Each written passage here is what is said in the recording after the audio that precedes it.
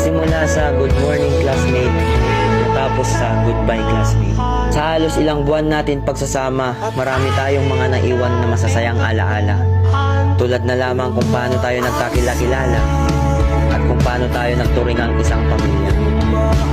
Noong una, napuno ako sa takot at kaba kasi natatakot ako na baka ako'y kakaiba, lalo pat wala akong kakilala.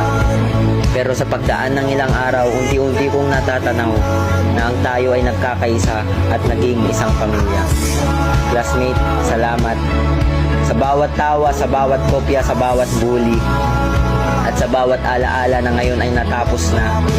Sa bawat kwentuhan na punong-puno ng kalokohan ay nabuo ng ating samahan na malabo kong makalimutan.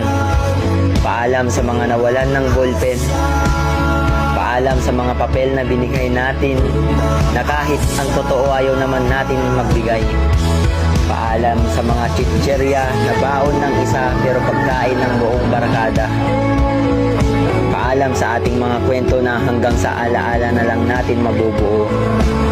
Paalam rin sa mga mahal natin na guro, salamat sa inyong mga itinuro.